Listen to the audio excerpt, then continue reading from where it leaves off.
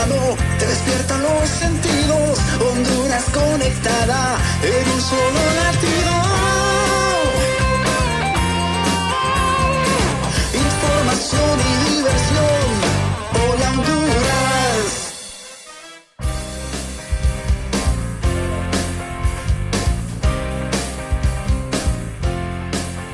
Buenos días, Honduras. Es un gusto enorme saludarles una nueva jornada, ya ombliguito de semana, miércoles de apagón, le dicen los hipotes. Peligroso, bueno, mire está que bueno, está la bueno. última vez que hubo un apagón sacaron al presidente pijamas para Costa Rica.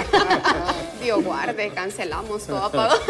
¿Cómo están, compañeros? Excelente, buen día Ale, buen día compañeros. Buenos Hoy días. es el Día Internacional de la Lucha contra la Corrupción. Así es. Y es el día en el país del policía. Del policía hondureño. Así Felicitamos a aquellos que con su labor noble, ¿verdad?, hacen pues de su profesión algo de apoyo al país y pues también que sirvan de ejemplo para otros que han puesto en mal a esta profesión. Así que a mi yerno, que es oficial de policía, Juan Manuel Álvarez, felicidades, y a través de él a toda la institucionalidad, porque la policía hace una labor importante. Y como es día también de lucha contra la corrupción, allí también la policía, igual que los entes de justicia, fiscalía, corte, tienen que hacer una labor sumamente importante.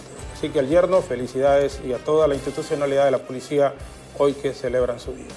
Efer, ¿cómo está? Bueno, muy buenos días, un gusto saludarles, contentos, felices, agradecidos con Dios y con usted, por supuesto, que todas las mañanas pues está pendiente de su televisor para informarse con nosotros. Miren, la situación del tema de femicidios en este año, aunque usted no lo crea, pues se ha puesto un poquito más difícil, más dura, se ha recrudecido y a diario se reportan, mejor dicho, cada 30 horas, lastimosamente se reporta el asesinato de una mujer por cuestiones violentas. Las denuncias por maltrato intrafamiliar, abuso psicológico, sexual y físico, pues han incrementado durante este año y medio de pandemia y ya las autoridades están un poco alarmadas por esta situación. Ante ello, hoy en el diálogo vamos a conversar con la licenciada Migdonia Ayestas, quien es la directora del Observatorio de la Violencia, y con la licenciada Cristina Alvarado, quien pertenece al Movimiento por la Paz Visitación Padilla, para hablar sobre esta temática y buscarle, pues, o darle, mejor dicho, algunas ideas a las autoridades de qué es lo que tienen que hacer para velar por la seguridad de la mujer, tanto en el núcleo familiar como también en las calles de nuestro país. Así que esté muy al pendiente también, porque estaremos tratando esta temática en el diálogo. Desde que inició la pandemia del coronavirus en Honduras, y no solo en Honduras, pero hablando específicamente del país, constantes denuncias de maltrato intrafamiliar, doméstico. Se han incrementado. Se han incrementado, y no solo con las madres o las mujeres, sino también con las niñas, con las menores, pequeños, ¿verdad? Sí. Así que, bueno, el 911 está para eso, para que usted denuncie. Lo que pasa es que los hondureños o las mujeres no tenemos la cultura para denunciar. Tenemos miedo, estamos bajo zozobra, y este es el tiempo, o en el diálogo, para que usted pueda opinar si está pasando una situación complicada, difícil, y le da miedo denunciar, dónde lo pueden hacer, dónde se pueden abocar. La experta estará dialogando este tema tan interesante. Sí, yo les digo, miren, es cobarde, honestamente, un hombre que toca a una mujer. Es cobarde, o sea, es cobarde. No se justifica bajo ninguna circunstancia. Porque yo he escuchado a algunos amigos que, es que mira, vos no tenés idea cómo Jota, mi mujer o las mujeres. Sí, pero aún así no se justifica bajo ninguna circunstancia. Yo creo que el respeto hacia la dama en general debe de ser permanente. Muy machitos algunos para golpear, ¿verdad? Así y para insultar y para no hacerse cargo de los hijos, pero a la hora de que les toca responsabilidades, pues hacen No, y él le decía a Alejandra, la mujer hondureña es maravillosa, es trabajadora, es fuerte. Sí. El problema de la mujer hondureña ha sido el hombre que la ha estado esclavizando, que la ha estado golpeando, porque la hondureña resuelve, minimizando. La hondureña es empresaria, la hondureña es ama de casa, es una gran financiera, es una excelente madre. Ahí está circulando un video de una hondureña en Nueva York, hondureña. 57 años. Más de 15 años de trabajar. El problema de la mujer hondureña es que no le han dado la oportunidad en la sociedad que merece, pero si nosotras estuviéramos gobernando este país, otra historia sería. Sin duda alguna, sin duda alguna. Vamos a ir con los contactos en vivo a esta hora de la mañana. Tegucigalpa y San Pedro Sula están listos para informarnos de todo lo que ha acontecido en el país. Bueno, siguen los hechos violentos, siguen también los accidentes de tránsito. Vamos con nuestros compañeros a esta hora de la mañana.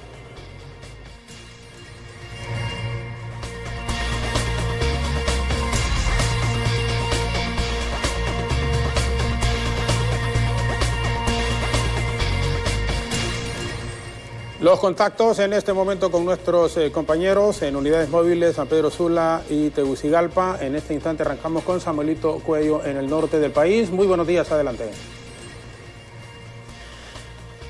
Buenos días, licenciado Jorge Zelaya. Buenos días también a las compañeras y compañeros en el estudio, a toda la audiencia que nos ve por el programa Líder de las Mañanas Hola Honduras. Me encuentro con don Humberto Castillo.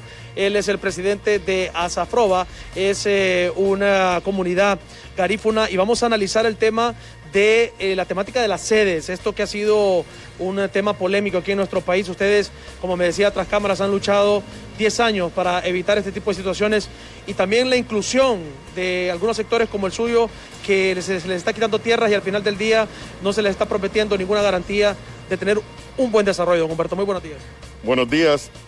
Fuimos los primeros en el país que nos quejamos de esto. En aquel momento se llamaban ciudades modelo cuando empezó este proyecto.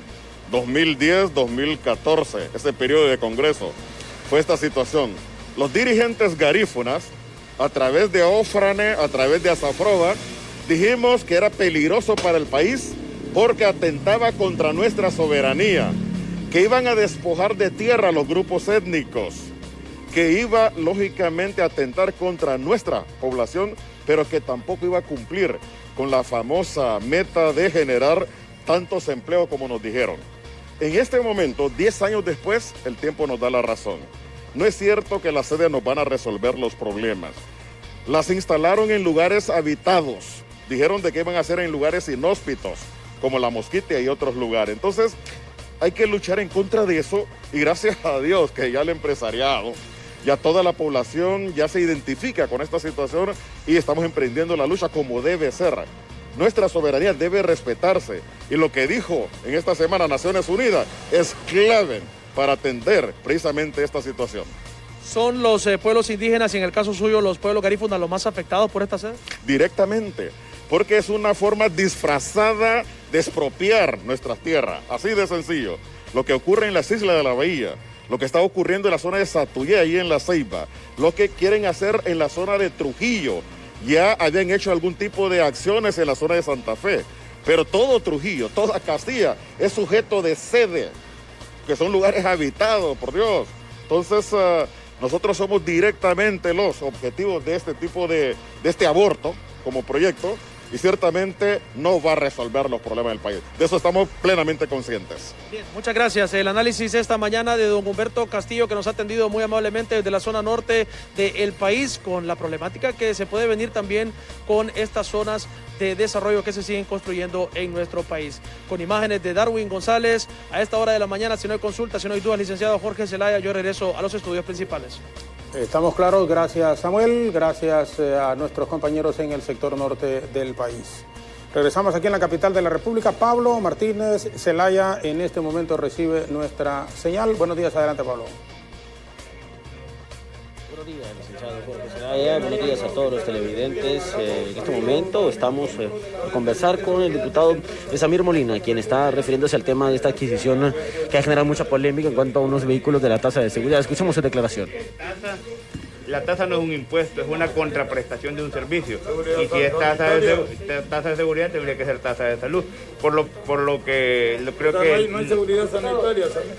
Bueno, pero es que mire, salud y seguridad no hay que confundir los términos y a la población siempre hay que brindarle con objetividad la información. Tasa de seguridad es para el combate a la criminalidad y que la seguridad pueda estar, o sea, la exigencia de todos, es la exigencia tuya, es mi exigencia, que la seguridad pueda ser brindada a cada uno de los hondureños. Y en eso vamos a seguir, en esta misma línea. Ha habido controversia en el sector privado del país, en los empresarios. ¿Qué se les puede decir ante estas declaraciones que han manifestado que hay falta de transparencia? El fondo de la tasa de seguridad siempre va a estar disponible a brindar información al pueblo hondureño y a todo el ente que lo solicite. Y esperamos de que sigan existiendo estos informes, porque entre mayor informe, entre mayor se pueda capacitar o se pueda mostrar los números y estas cifras a la población, da una mayor sensación de transparencia y así lo tienen que seguir haciendo. Pero es oportuno aclarar la compra de estas unidades. Esto no es en el periodo de pandemia, esto fue en el periodo del 2012 al periodo 2017. No pretendamos confundir a la población con estas cifras o cuestionando informes donde no nos acompañan los hechos.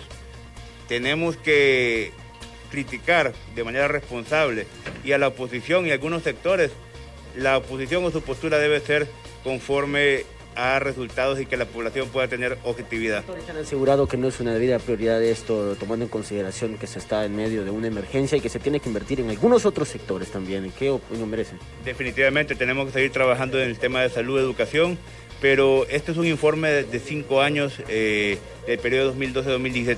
Estamos reaccionando ante un informe de la adquisición de automotores del 2012 al 2017. Esto no es en tiempo de pandemia, pero es oportuno decirlo ante tanta incertidumbre y crítica que ha generado lo que es la adquisición de estos automotores, señalarlo de que se ha hecho con transparencia y que ha venido a fortalecer a lo que es los operadores de justicia. El señor empresario Pedro Barquero dice que esto no fue licitado, que no hay transparencia en el uso de los fondos de la tasa de seguridad. Todos los funcionarios tienen que actuar en base a la ley y nadie está eximido de cumplirlo.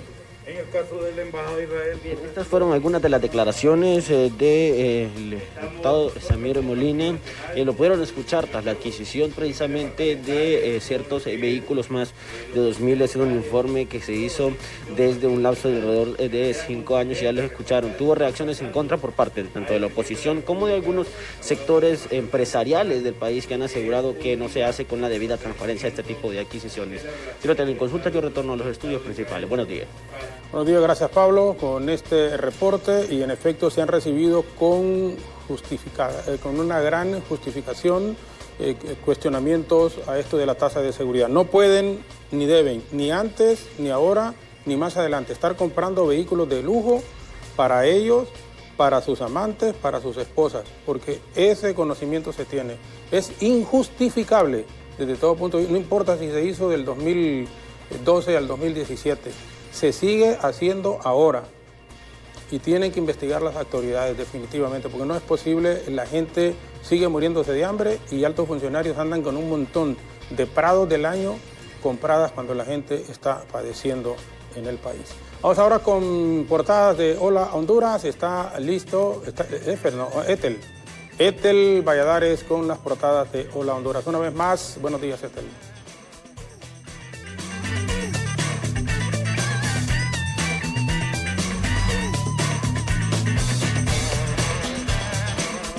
Hola Honduras, así es, esto es Hola en portada de este miércoles 9 de junio. Bueno, El Salvador se adelanta a una nueva vida de transacciones, y es que se ha aprobado la ley Bitcoin, que le daría pues próximamente un pase libre a la criptomoneda, la cual pues es una moneda digital de creación reciente, sabemos del 2009, que no necesita regulaciones, impuestos, transacciones con bancos. Simple y sencillamente pues la Asamblea le dio pase a la ley Bitcoin en una votación de 62 votos de 84. Enhorabuena por El Salvador, ¿será? ¿O qué implicaciones tendrá? Bueno, en algún momento abordaremos esto. Por otro lado, la portada también destaca, ONU dice que sedes implicarían riesgos. Así es, las Naciones Unidas ve riesgoso el tema de las sedes para respetar garantías. Invita al gobierno de Honduras a revisar de nuevo el marco constitucional de las mismas. Por otro lado, Harris y Andrés Manuel López Obrador en visión humanitaria ven el tema de la migración. Ayer concluyó la gira que haría Kamala por México y por pues parte del país, de los países de acá del Triángulo Norte. Durante esta reunión, los mandatarios promovieron la visión humana de la migración, detenerla, pero dar oportunidades laborales para que la gente no siga yendo hacia Estados Unidos de manera ilegal. El escándalo, 700 millones para vehículos de la tasa de seguridad. Empresarios están molestos, pues 700 millones de la tasa de seguridad son utilizados para comprar automotores para beneficio, por supuesto, de las autoridades. Y en este caso, los médicos y expertos en análisis de laboratorio piden fortalecer laboratorios en Honduras con tecnologías de última generación. Microbiólogos piden fortalecer laboratorios nacionales ante el hongo negro y, por supuesto, otras complicaciones que pueden ir presentándose. Ya se han visto algunos nuevos hongos. En el caso de Estados Unidos, ayer se confirmaba uno en relación a contaminación por heces de ratas. Así que sí, hay que fortalecer el sistema sanitario. Esto es Hola en Portadas del 9 de junio. Vamos a una pausa y regresamos con más de Hola Honduras.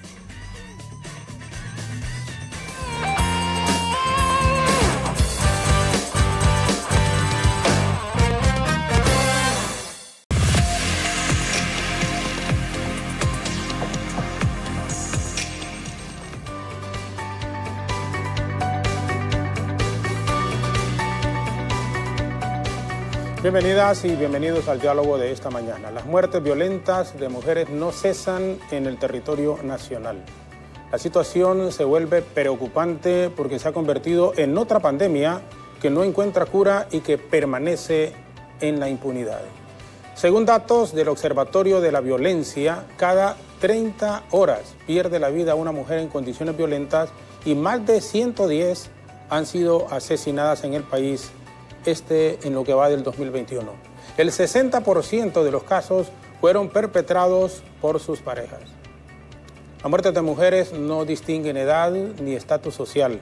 Los crímenes se cometen en horas del día o de la noche, sin estimar que muchos de ellos son cometidos frente a sus propios hijos o a sus propias madres. Durante este fin de semana ingresaron, por ejemplo, a la morgue capitalina 29 cuerpos, de los cuales 4 eran de mujeres. Y en las últimas 2 semanas se constata que al menos una docena de mujeres perdieron la vida de forma violenta. ¿Por qué la mujer es vulnerable y hasta desprotegida por parte de las autoridades? Esta es la pregunta que nos hacemos cada vez que escuchamos sobre la muerte de una fémina. Hoy nos acompañan vía Zoom la licenciada Migdonia Ayestas, que es la directora del Observatorio de la Violencia de la Universidad Nacional Autónoma de Honduras, y la licenciada Cristina Alvarado, miembro del programa de atención a mujeres víctimas sobrevivientes de la violencia del Movimiento de Mujeres por la Paz, Visitación Padilla. Con ellas conversaremos sobre las alarmantes cifras de asesinato a mujeres y también conocer cómo se puede controlar este flagelo que preocupa en general a la sociedad. Licenciada Migdonia, muchas gracias. Igual, licenciada Cristina, muy buenos días. Gracias por acompañarnos la mañana de hoy para abordar esta importantísima temática. Licenciada Migdonia, buenos días. Buenos días y muchas gracias, Jorge Zelaya, por invitarnos a su foro, y yo encantada de compartir esta visión que tenemos sobre las mujeres con Cristina Alvarado. Me encanta conversar porque son de las personas en Honduras que saben y han vivido y tienen una realidad sobre lo que ocurre en las vidas de las mujeres. Y es que, en principio, decir que el problema de la violencia contra las mujeres y sobre todo el femicidio también es una vulneración a los derechos humanos y a la dignidad de las personas. Hoy en la mañana, cuando me levanté y estaba repensando el foro de hoy, me preguntaba qué tal es el día de una mujer del campo o de un barrio vulnerable, cuando se levanta con todos los problemas del hogar, incluso de no tener el dinero para mantener una casa, pero además que vive esa eterna violencia, porque son muchas las formas. Y ahí es donde se evidencia esto que ya decía, y el problema de esas relaciones de poder, de que nos han acostumbrado a decir que los hombres mandan y se equivocan, vuelven a mandar, y por eso es que se vuelven en nuestro país desiguales. Mire, en lo que va de este año, y eso hasta el mes de mayo que tenemos datos, en los primeros 3 meses fueron 85 mujeres, datos validados, 85 mujeres que perdieron la vida en Honduras. Pero ya en el mes de mayo iban en promedio 25 mujeres, es decir, 110 casos, sin establecer, el mes de abril y el mes de mayo, que estamos en proceso de validación, ya iban 120 mujeres al 10 de mayo, es decir, van más de 130 mujeres que están perdiendo la vida en Honduras. Y esto, si lo comparamos con el año anterior, que eran 135 hasta el mes de mayo, ya está aumentando la cifra. Y es que año con año estamos viendo que las mujeres están perdiendo la vida, quedan en las escenas de crimen y al final no sabemos qué pasó. muchas veces, y los análisis contextuales lo evidencian, son femicidios, es decir, un compañero, una pareja les está quitando la vida. Y en los lugares sabemos quién es la pareja de esa mujer, sabemos dónde vive, de dónde viene, quién es su familia y demás, y por lo tanto es más fácil desarrollar una investigación científica criminal que dé cuenta de quién es el responsable. El problema es de la decisión política de hacerlo, porque en Honduras siempre estamos diciendo que vamos a investigar y efectivamente no hay gestión por resultado o no se da cuenta de esos resultados. Mire, desde el año 2005, que el observatorio tiene datos, 16 años, 6.425 mujeres han perdido la vida. Pero si hacemos un análisis de los últimos 5 años, del 2012 al 2000, por ejemplo, 19 o 20, en su mayoría de esos casos, casi el 60.3% en esos años, son femicidios.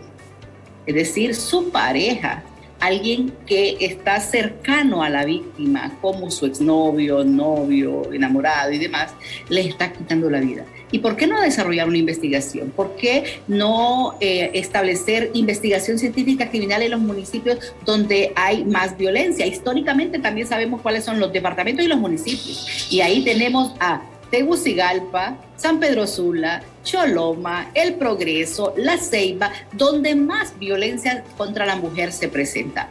Pero, y la pregunta es, y si sabemos eso, georreferenciamos el delito, como dice la Policía Nacional, entonces, y la violencia contra las mujeres está ahí y todavía no evidenciamos.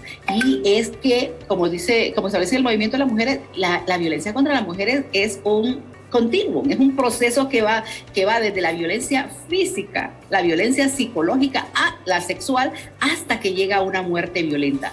Vean, si analizamos los homicidios, el 90% ocurre en hombres, el 10% ocurre en mujeres. Y podrán decir, pero es que son menos casos. Es la gravedad del daño, las lesiones que se producen en esas mujeres y lo histórico, es decir, desde el nacimiento muchas veces hasta que mueren, sufren de este tipo de violencia. Y el problema de ello es que vemos, si lo analizamos en agresiones, la mayor parte de lesiones que llegan a medicina forense son mujeres que han sido agredidas. Si lo vemos en violencia sexual, dijimos que el 10% son mujeres en homicidio, pero el 87%, casi el 87.7%, digamos el 88% de las agresiones sexuales en mujeres y niñas. Lo más grave de eso es que son las niñas entre 14 y 19 años el que tiene el mayor número de víctimas sobre violencia sexual. Ahí está el problema, porque y ahí Cristina lo puede también ahondar, el hecho de que es esa cultura patriarcal que cree que los cuerpos de las mujeres hay que someterlos, hay que dominarlos, hay que volverlos sumisos. Y no importa si ejercen violencia física, violencia psicológica o la violan. Y este es un problema en Honduras porque es el preludio para tener un asesinato o un femicidio. Esto es lo grave del país. Día con día están perdiendo la vida las mujeres. Este año, si vemos cuáles son los municipios más violentos, por ejemplo, San Pedro Sula, en casos, cuando teníamos 120 casos, hasta la primera semana de mayo, el municipio del Distrito Central fue el que más datos reportó, 15 casos. El municipio de San Pedro Sula, 6 casos. Choloma, 5 casos. 5 víctimas de violencia. Luego sigue Santa Bárbara, el municipio de Santa Bárbara también está siendo especialmente violento.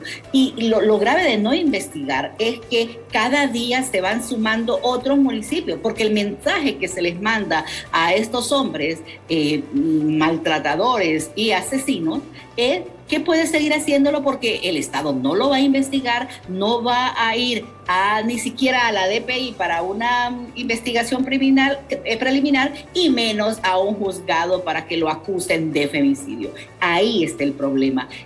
No solo es un dato, sino que la grave vulneración a los derechos que sufren las mujeres en Honduras, y muchas de ellas lastimosamente no se están dando cuenta de que están sufriendo estos tipos de violencias y por lo tanto tanto no denuncian y siempre preguntan ¿y por qué no denunciaron? ¿No? Es como nos enseñan, es como nos educan el problema. Perfecto. Bueno, las explicaciones que nos ha dado en la introducción la licenciada y estas nos permiten entonces adelantar algunas consultas que teníamos aquí para la licenciada Cristina Alvarado. ¿Por qué las mujeres son entonces el sector en su concepto más vulnerable en Honduras particularmente? Y buenos días una vez más, gracias por acompañarnos. Gracias, Jorge, buenos días. Vea, el concepto de que las mujeres seamos vulnerables no es tanto así, estamos en condición de vulnerabilidad por una cuestión social, porque hay una cultura machista que promueve las diversas violencias para resolver conflictos y para mediar la relación entre hombres y mujeres. Pero además, esta indefensión obedece precisamente al abandono del gobierno y del Estado de Honduras en materia de derechos y de legislación y de respeto a los derechos de las mujeres. ¿Qué quiero decir con esto? Sucede que en un país donde se aprueba un código penal que disminuye las penas de todo lo que se refiere a derechos de mujeres, disminuye las penas de femicidio, disminuye las penas en el delito de violencia sexual, deja a las mujeres en la total indefensión, porque además nos enfrentamos con tomadores de decisión que no tienen la voluntad política ni el compromiso para asumir este enorme reto de prevenir las violencias, y nos encontramos entonces con estrategias de seguridad que no contemplan estas violencias que se gestan en los hogares de Honduras, pero además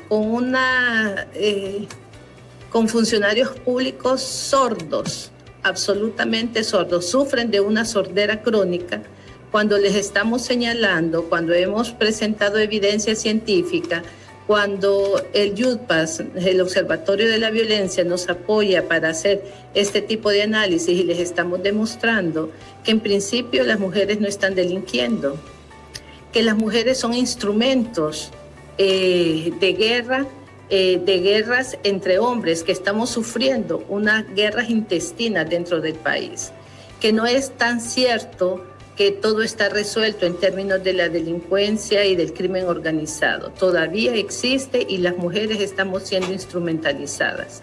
Las mujeres estamos siendo víctimas de esta violencia atroz que se gesta en lo público, pero que también tiene sus raíces en lo privado.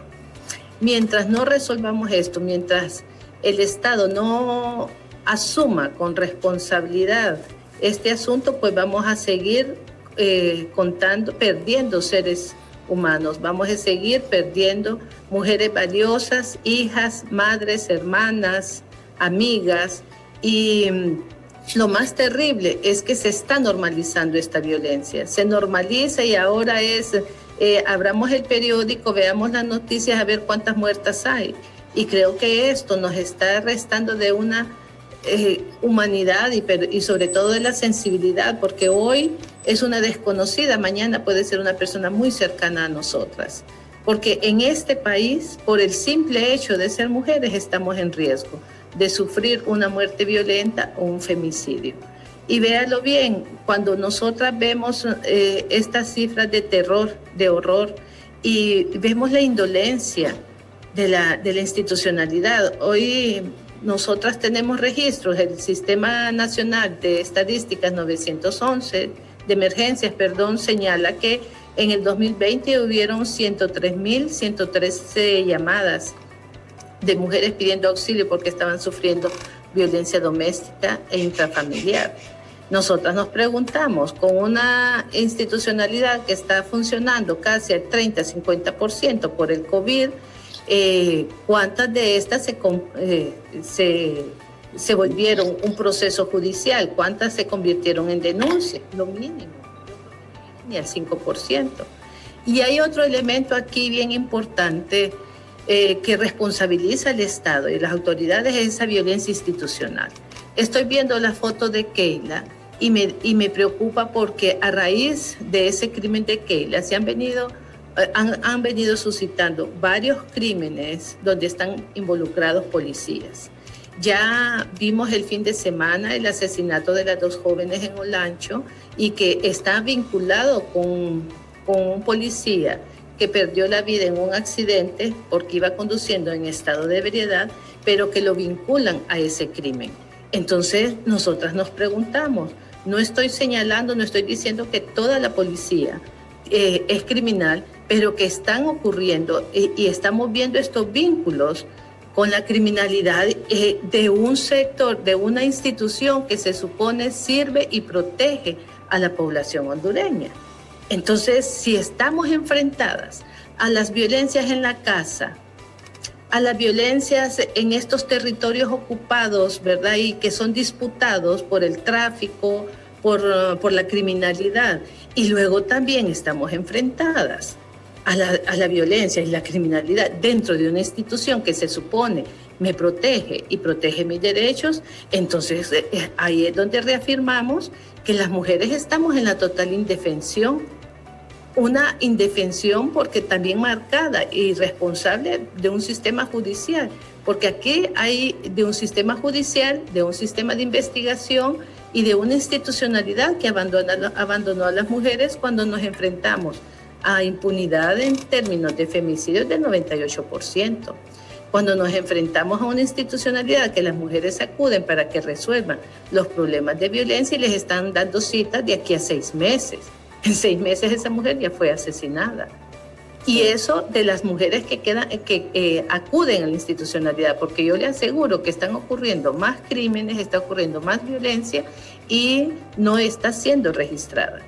El Ministerio Público señala que solo en el mes de mayo atendieron 144 denuncias de violencia sexual. Hay 144 requerimientos de violencia sexual y en la mayoría, como lo señalaba Migdonia, en niñas de 14 a 18 años. Y entonces esta situación es crítica. Pero además de crítica, nos enfrentamos a una sociedad y sobre todo a tomadores de decisión, a políticos que les interesa perpetuarse en el poder, pero no están dando respuestas a esta problemática enorme en que viven las mujeres, y solo para señalar lo de las violencias, pero también es una violencia el no tener las mujeres trabajo, no tener que comer. Entonces es una situación sumamente grave y a la cual ya no sabemos a quién elevar la voz, demandar justicia, exigir cumplimiento de derechos, cuando, como le digo, hay una absoluta sordera crónica. Bien, gracias, licenciada Cristina Alvarado, también, que es miembro del programa de atención a las mujeres víctimas sobrevivientes de la violencia. Nos van a permitir, por favor, en radio y en televisión, una breve pausa. Nos quedaremos con Ethel Valladares en Facebook, en BTV Somos Todos Honduras. Cuando regresemos, a nuestras distinguidas invitadas les vamos a preguntar a quién debemos culpar con esto de las muertes violentas a las mujeres, la sociedad en sí o la autoridad como tal, y qué se puede hacer para disminuir o evitar que estos asesinatos sigan ocurriendo en el país. Quédense con nosotros, una brevísima pausa y regresamos con nuestras invitadas.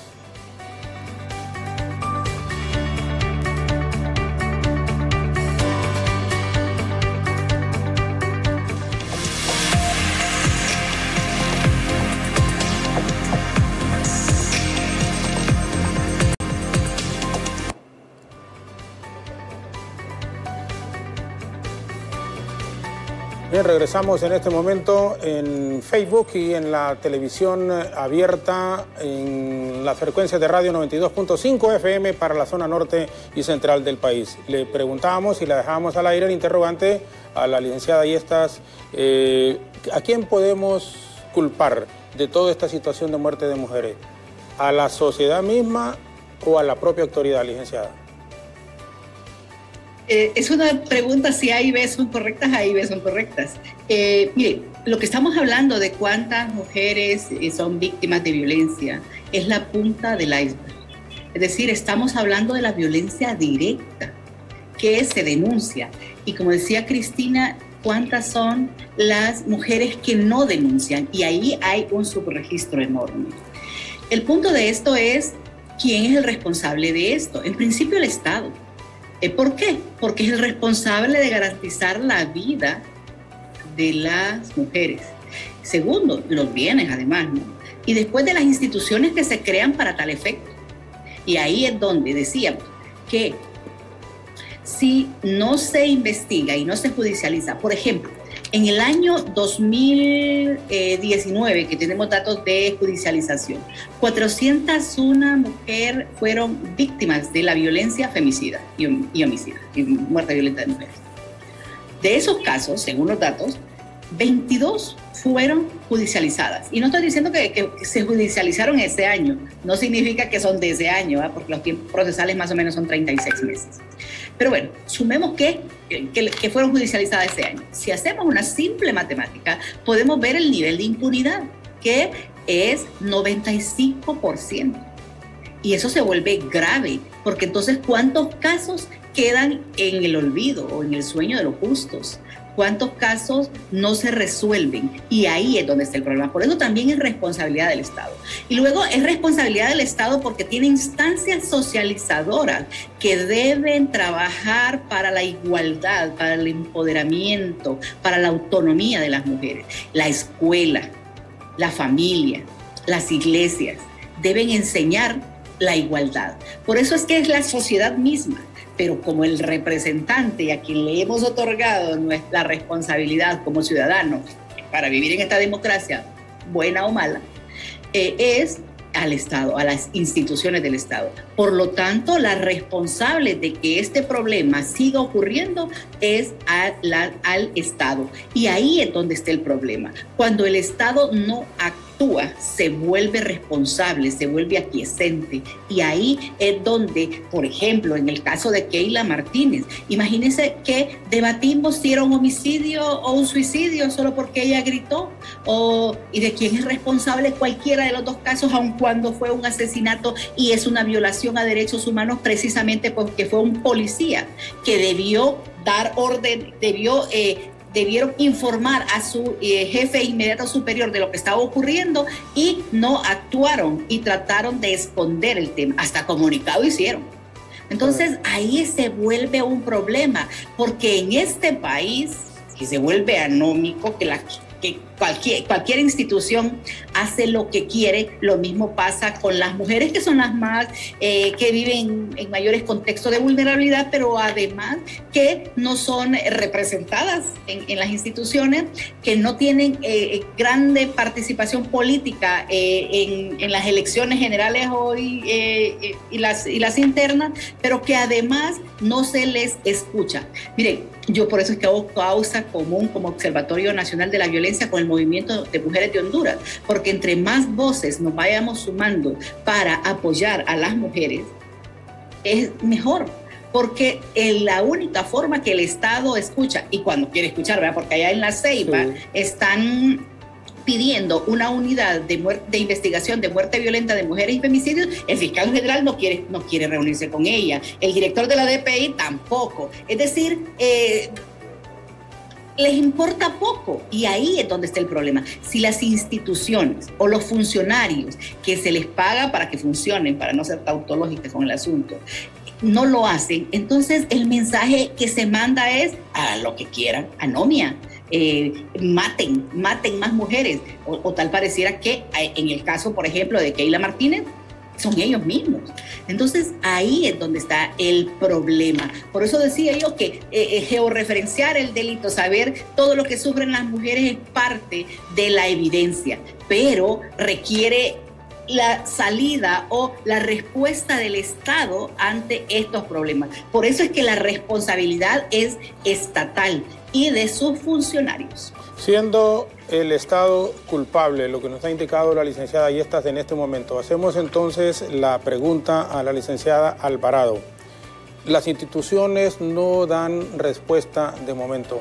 Entonces cabe la pregunta: ¿qué se debe hacer o cómo se podría disminuir los asesinatos de mujeres, que, insisto, son casos alarmantes que se están dando en estos primeros 5 y casi 6 meses del año que estamos a mediados, ya por la mitad del mes de junio. ¿Qué se puede hacer entonces, licenciada Alvarado, tomando como base que es la institucionalidad, que es el Estado el culpable, las instituciones no responden, y ponía algunos de sus ejemplos en la última parte, el caso en el sector de La Ceiba, la licenciada Migdonia? ¿Qué hacer en esto, licenciada Alvarado? Vea, Jorge, si algo hemos hecho como movimiento de mujeres, como organizaciones feministas, es impulsar una serie de políticas públicas, de leyes, de mecanismos protectores de los derechos de las mujeres. Lamentablemente, el Estado de Honduras responde a una convencionalidad internacional, firmando, asignando convenios para salir del paso, pero no asignan recursos, ni están comprometidos, ni tienen la voluntad política para efectivamente hacer cambios de raíz, radicales, sustanciales, que implique, ¿verdad?, en principio, trabajar este asunto del poder, porque tendrían que compartir el poder con el 50% de la población hondureña, que somos las mujeres.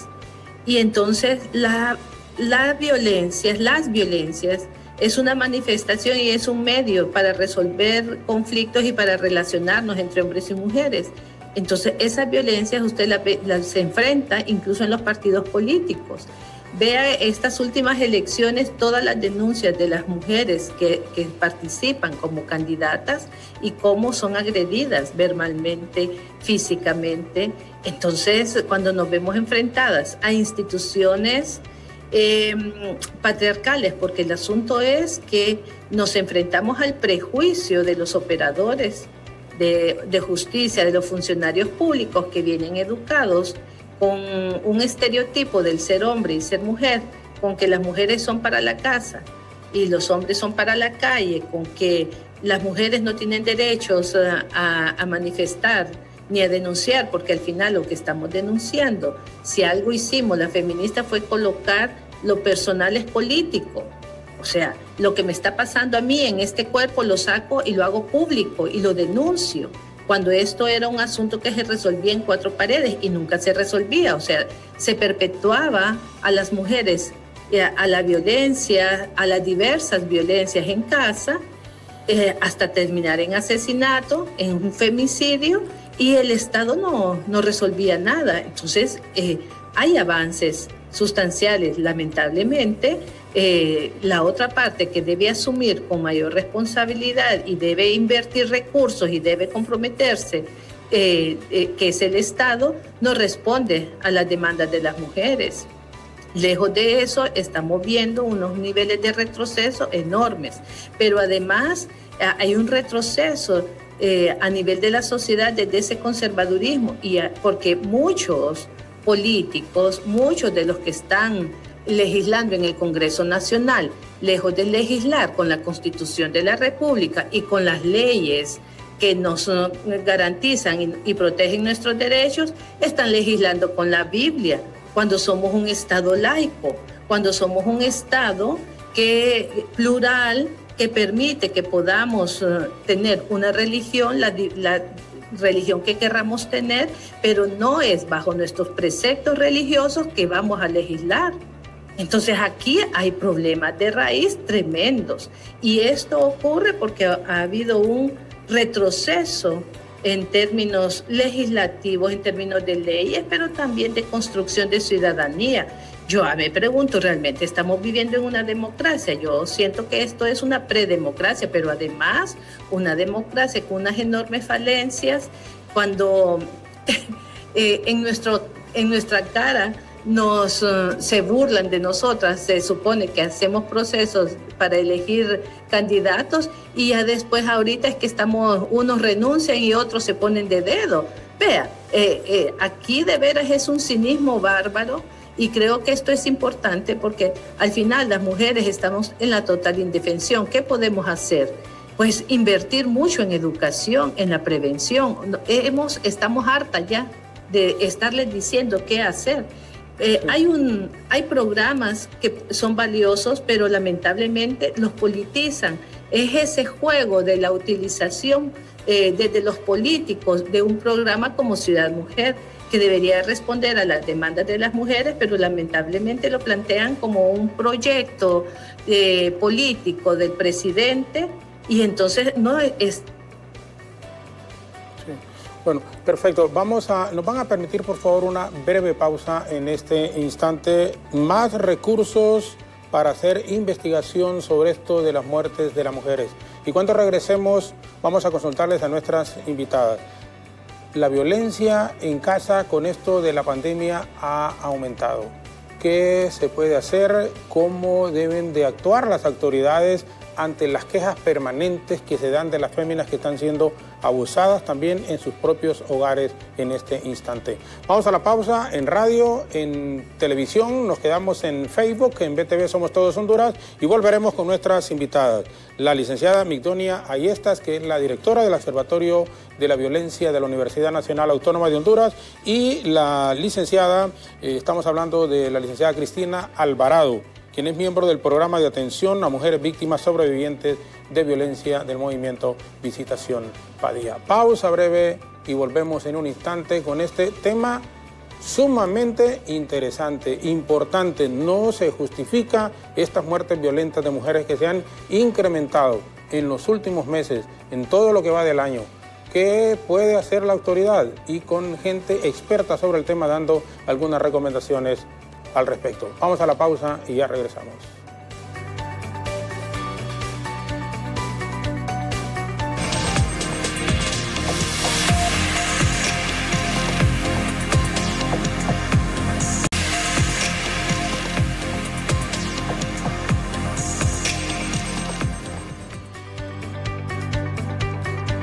Volvemos ya en la parte final con nuestras invitadas, esta temática muertes violentas de mujeres en nuestro país, que nos preocupa el incremento que se ha dado sin ninguna duda en los últimos días particularmente, pero haciendo la comparación al año anterior, en todos los meses ha ido para más. Le preguntamos a la licenciada Ayestas en este instante, con esto de la pandemia ha aumentado, y así se manejan también las cifras, del año pasado a este año también las denuncias en cuanto a la violencia contra la mujer. Así lo registran los datos oficiales y también el sentido común, por lo que se ve, uno así lo se está observando. ¿Por qué esta violencia? Y aquí es la pregunta puntual. Se ha incrementado en estos tiempos de pandemia, que para muchos debería de ser más bien en forma de, a nivel de familia, poder soportar y sobrellevar una situación tan difícil que el mundo ha enfrentado. ¿Por qué en su concepto se han aumentado estos casos de violencia? Las relaciones de poder que se ejercen para afectar, para violentar y vulnerar la vida de las mujeres. Es que cuando educamos a los niños y a las niñas, cuando les enseñamos que a las mujeres hay que someterlas, que las mujeres son para la casa o para el mundo privado y que no pueden alcanzar la esfera pública, por eso ya Cristina lo decía, hay que politizar toda la vida y las acciones que desarrollan las mujeres es importante. Ahí es donde tenemos el principal problema. Esa afectación que día con día está sufriendo la mujer, también en pandemia, es la primera vez en la historia de los que estamos viviendo en esta época, porque ya en 1913 también ocurrió, que vemos a las mujeres encerradas con su propio agresor. Es una pandemia realmente. Imagínense cuando no hay buenas relaciones interpersonales en una familia, entre amigos. Es una pesadilla. Pero además, que esa persona sea tu pareja, con quien estás conviviendo 24 horas y que esas 24 horas sea de violencia y con diferentes tipos de violencias, y además tener que desarrollar todas las labores de cuidado y las labores del hogar. Eso es un problema. Por eso es que sí se establece que la pandemia aumentó, en la pandemia aumentó la violencia contra las mujeres, precisamente porque se encerró a las niñas y a las mujeres con sus propios agresores. Y no hay factor de contención. El problema es que el Estado, son las organizaciones de mujeres las que tienen ayudas psicosociales, pero el Estado vaya a buscar un centro de salud que tenga un psicólogo, un trabajador social para atender emocionalmente a una víctima de violencia sexual, de violencia física, de intentos de femicidio, no existe porque no hay apuesta del Estado. Por eso es que se vuelve un problema y ha aumentado. En promedio son entre 280 y 285 denuncias diarias. Ojo, de las que tienen teléfono y pueden llamar al 911, de las que saben que están siendo víctimas de una violencia. Pero las que no saben y no tienen teléfono son mucho más. Si lo vemos así, es una por municipio, en promedio diario, el que estaría llamando. Y generalmente se concentra en las principales ciudades o en las cabeceras municipales. Es un grave problema que hay que desenraizar. Es decir, si lo vemos como las causas, hay causas culturales, como ya les decía, y una de ellas es la forma como educamos a los niños y a las niñas. Pero la extrema pobreza, el que las mujeres no se les dote de las herramientas necesarias, como una educación de calidad, una formación básica para el trabajo, es de los problemas que todavía persisten en un país tan corrupto que prefieren comprar limusinas o carros blindados, carros de última generación, en vez de poner a disposición recursos para las mujeres.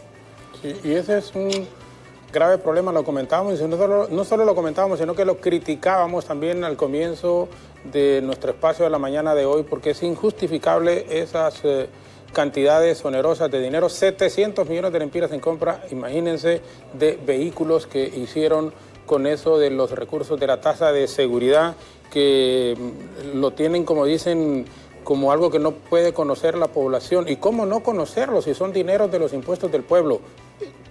Ese sin duda es otro tema que vamos a abordar en profundidad en otro momento, pero sí es injustificable cuando el país está debatiendo en la pobreza, en la miseria, la mayoría de la población que no tiene, y textualmente así es, qué comer. Hay gente que nos está viendo en este instante y no ha desayunado, no porque no quiera desayunar, sino porque no hay ni siquiera leños, como dicen los que son del interior del país, quienes nos están viendo, para poder encender el fogón.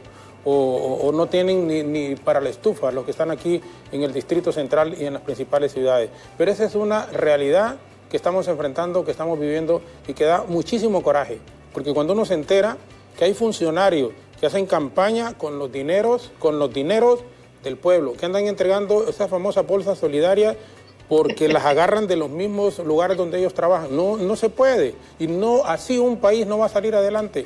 Por eso es, como dicen, quien compra algo para llegar al poder, a robar es que va. Es decir, y si compra porque gasta tanto y tanto y tanto dinero, y lo que se gana ahí, miren, no es lo que se gana legalmente, no es justificable para la inversión que hace muchísima gente para intentar llegar a esos cargos. Por eso es que van a hacer leyes compradas, leyes amañadas, van a meterse a cuestiones irregulares porque quieren recuperar esa inversión que muchas veces hicieron. Así no se puede, un país así definitivamente no va a avanzar. Pero bueno, ese no es el tema con nuestras distinguidas invitadas la mañana de hoy. Y le pregunto a la licenciada Cristina Alvarado, ¿qué esperan entonces ustedes ya de las autoridades, con todas las implicaciones que esto lleva, las denuncias permanentes, la lucha por beneficiar y que haya respeto hacia la mujer en el país, pero cuando se encuentran con esa barrera del Estado, con sus autoridades, quienes deberían de velar porque todos estos asuntos se den, ¿hay algún momento que se desaniman ustedes o en su interior? ¿Qué esperan y qué va a suceder y a ocurrir en los próximos meses, en los próximos años en el país con toda esta situación que estamos observando? Jorge, es lamentable porque nosotras cada vez nos sentimos en la total indefensión y sin ninguna respuesta de parte del Estado. Y continuamos luchando y continuamos haciendo esta tarea En principio porque es un legado histórico de nuestras fundadoras y un trabajo comprometido de Gladys Lanza, que nos ha marcado por toda la vida, pero además es un compromiso de organización. Las chonas no vamos a desistir y vamos a insistir en los espacios donde estamos, en comisiones interinstitucionales, donde estamos señalando, donde estamos denunciando y donde estamos demandando respuestas. Pero lamentablemente lo que sentimos es que nos dan los portazos en la cara. Y seguimos haciendo esto, atendiendo a las mujeres, dando respuesta. Yo sí quiero decir, si probablemente a nivel de la institucionalidad no encontramos compromisos firmes y voluntad política, sí encontramos a funcionarios y funcionarias que responden a ese compromiso. Y por eso hay algunas cosas, vamos logrando algo de justicia en este país. Pero no es porque hay una institucionalidad comprometida. Óigame, si es que incluso cuando estamos dentro de esas comisiones nos damos cuenta de las dificultades que tienen incluso en coordinar entre ellos mismos, porque hay aquella competencia y aquel celo de liderazgo que cuando son instituciones que por un bien común, una causa común que se supone que es la protección y defensa de los derechos de las mujeres. Y es que aquí hay cuestiones que rayan el ridículo. Por ejemplo, que el INAN no cuente con presupuestos, que el zoológico de Latío tiene más presupuesto que el INAN, ¿verdad? Que Ciudad Mujeres sea un proyecto ligado al Poder Ejecutivo y no esté bajo el mandato del INAN, que es la institucionalidad, ¿verdad? Es el Instituto Nacional de la Mujer. Entonces, ahí nos enfrentamos a estos vicios políticos, a estos vicios del clientelismo político, porque al final los programas y políticas, aquí no se aplican políticas públicas, aquí se aplican políticas asistencialistas que perpetúen y aseguren un voto duro, ¿verdad? Un voto duro para de las personas más pobres y de las personas con menos educación que garanticen, bueno, si es que los votos garantizan, ¿verdad?, alguien en el poder, porque como aquí también el fraude electoral está a la orden del día, sí, y los votos rurales pueden salir en las últimas horas, entonces vea, transformar esta situación implica una transformación radical y un compromiso de la ciudadanía hondureña, pero además tendríamos que deshacernos de la mafia política que nos gobierna. Solo así podríamos avanzar, porque además, si nosotras pretendemos, bueno, vamos a apostarle fuerte a que lleguen mujeres al Congreso Nacional, esas mujeres llegan comprometidas con un partido político que es eminentemente patriarcal, caudillista, y que está, ¿verdad?, ahí protegiendo los intereses de particulares, no los intereses del país ni de la ciudadanía en general. Entonces, este asunto, Jorge, de debatir sobre las violencias contra las mujeres no está aislado de debatir sobre la democracia y los problemas estructurales de este país. No podemos ver las violencias alejadas de las pobrezas, de las desigualdades sociales y sobre todo, ¿verdad?, de cómo han aniquilado una institucionalidad como salud pública que también debería de garantizarnos programas de salud mental, porque lo otro que no estamos considerando aquí es todo si Honduras no solo es trayecto de la droga, Honduras está consumiendo droga, está consumiendo alcohol y eso agudiza los problemas de violencia en casa. No es la causa, es una agudización, son factores que agudizan, pero aquí no hacemos investigaciones antropológicas de cómo están sucediendo las cosas, de qué está ocurriendo en los hogares hondureños, para que podamos definir políticas donde intervenga educación, intervenga salud, intervengan varias instituciones del Estado que respondan al unísono a un programa de prevención, pero que efectivamente sea un programa de prevención y no políticas asistencialistas utilizadas por el gobierno para sostenerse en el poder, como son las guías de familia, ¿verdad?, que lo que están haciendo es perpetuando la miseria, la pobreza y respetando derechos de las mujeres que trabajan en esas guías de familia por medio salario y que a veces trabajan todo el día.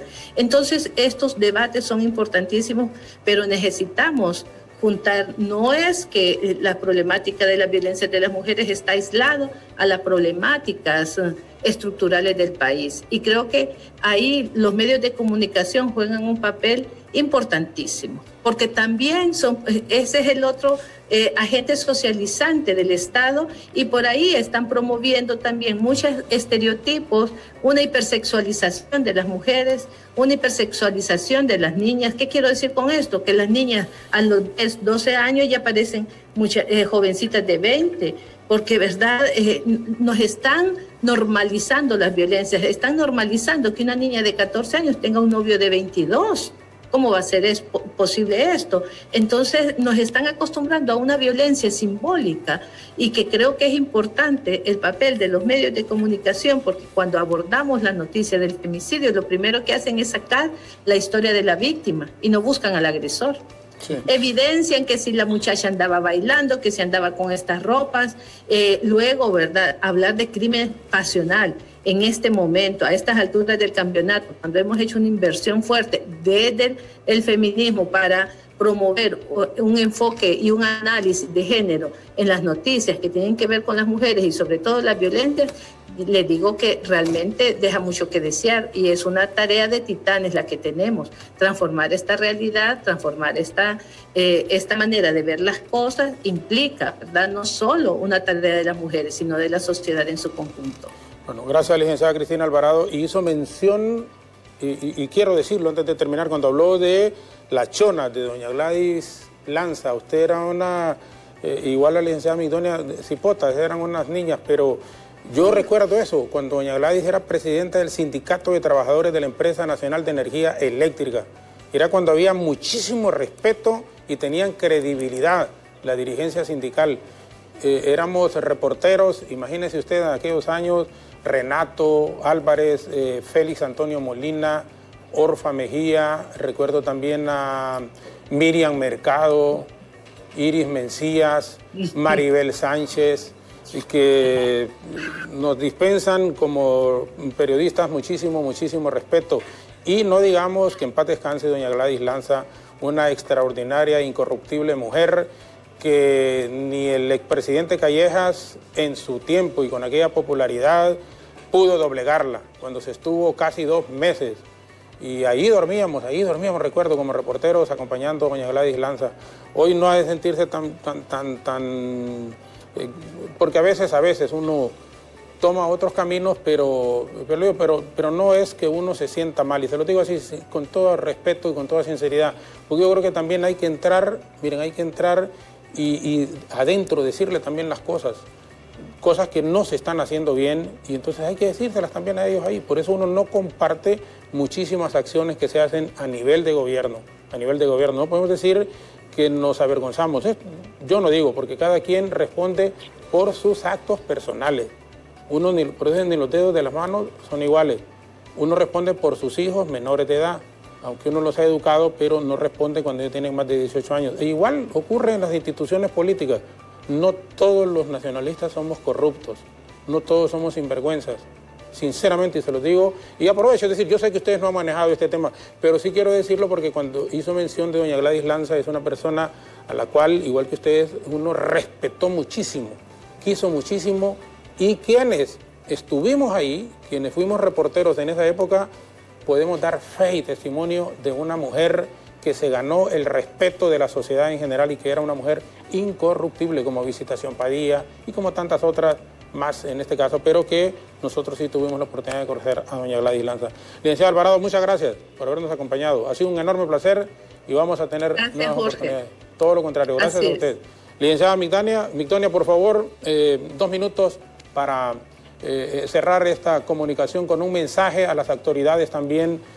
¿Qué poder hacer ante esta situación? Que lo que queremos es que no se siga dando estas muertes violentas contra la mujer. Creo que dos cosas importantes: desarrollar mayor proceso de investigación científica criminal que den cuenta de quiénes son los responsables. Eso va a mandar un mensaje importante a la ciudadanía de no a la impunidad. En segundo lugar, desarrollar procesos de educación, reeducación, especialmente a los hombres, precisamente para que no sean victimarios. Y eso se vuelve un problema porque cuando vemos y analizamos las violencias que sufren las mujeres, también es una carga enorme para el Estado de Honduras, porque las atenciones en los hospitales, en los centros de salud, eso también es recursos económicos que pudiesen evitarse para que las mujeres tengan una vida plena, con dignidad y con derechos. Licenciada, muchas gracias también a usted. Gracias. Siempre que requerimos de su comparecencia, la tenemos ya sea aquí en el estudio o vía Zoom en este caso. Muchas gracias. Gracias a ustedes. La licenciada Migdonia Ayesta, directora del Observatorio de Violencia de la Universidad Nacional Autónoma de Honduras, y la licenciada Cristina Alvarado, del Programa de Atención a Mujeres Víctimas Sobrevivientes de Violencia del Movimiento de Mujeres Visitación Padilla. Con las muertes violentas de mujeres, la población debe ser consciente y alzar la voz en representación no solo del movimiento feminista en Honduras, sino por todas aquellas víctimas cuya muerte no ha sido investigada ni judicializada. La ola de violencia contra las mujeres se ha incrementado en tiempo de pandemia y, de acuerdo a estadísticas del Observatorio Nacional de Violencia de la Universidad Nacional Autónoma de Honduras, durante este 2021, cada 30 horas muere una mujer de forma violenta. Autoridades aseguran que el repunte de la violencia son etapas complejas. Es un año de mucho reto en el que la criminalidad se ha arreciado y las actividades delictivas se están presentando de manera intensificada. El llamado es entonces a las autoridades a que velen por la seguridad de una nación que, si no muere por la pandemia, muere por no tener comida en su mesa e incluso por el simple hecho de no contar con un ambiente seguro en nuestro país. A nuestras invitadas, muchísimas gracias por habernos acompañado, y a usted que nos ha visto y que nos ha escuchado, la gratitud permanente por estar siempre con nosotros. Mañana les esperamos en otro diálogo de 7 a 8. Alejandra Rivera, Ethel Valladares y Efer Guevara continúan hasta las 9 en punto de la mañana. De nuestra parte, muchísimas gracias, muy buenos días y que Dios les bendiga.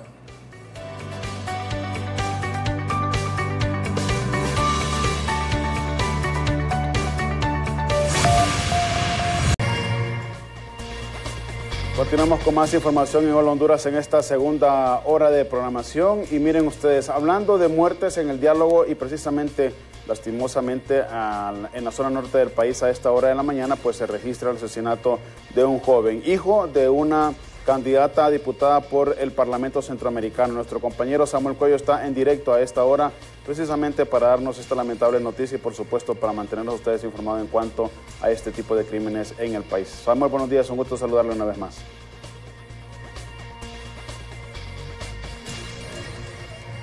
Así es, compañeros, en el estudio, en la capital de la República, a toda la audiencia que nos ve por la pantalla de BTV.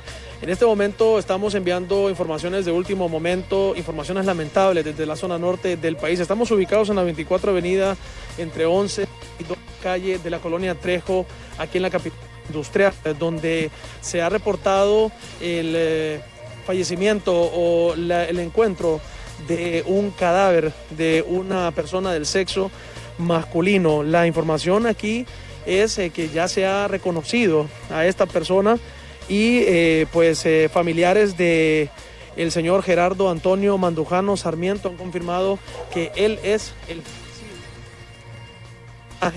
que lamentablemente ha perdido la vida de forma indeterminada, pues es hijo de Ileana Mandujano, una exdiputada al Parlacén.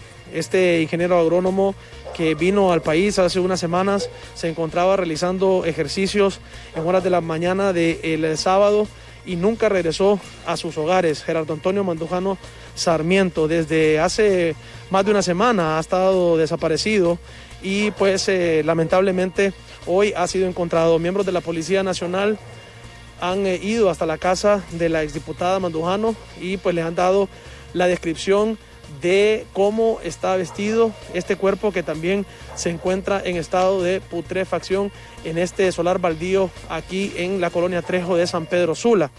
Ella mismo ha confirmado a diferentes medios de comunicación que la persona que está aquí muerta es su hijo, y repetimos el nombre, Gerardo Antonio Mandujano Sarmiento, que venía de España, de Europa, y pues que lamentablemente ha perdido la vida de forma indeterminada, porque será medicina forense quienes brinden un poco más de detalles sobre lo que actualmente pasó con esta persona en estos días que se ha mantenido desaparecido. Informaciones lamentables que pues tenemos que reportar a esta hora, confirmando también la muerte de este ingeniero agrónomo, que también podemos decir que es hijo de una exdiputada al Parlacén y que se encuentra aquí en San Pedro Sula. Ya ellos estarán viniendo acá a reconocer el cuerpo, y también estamos a la espera de la unidad de medicina forense para que venga a realizar el debido levantamiento. Son informaciones lamentables que debemos reportar desde la zona norte del país. Con imágenes de Arwin González vamos a regresar a los estudios principales. Gracias, Samuel Cuello, por esta información. Lamentamos sin duda alguna este hecho violento en San Pedro Sula. Con el permiso de los familiares dolientes, vamos a continuar con más información aquí en Hola Honduras, y le presentamos Honduras en 60 segundos. Un resumen de noticias tanto nacionales como internacionales.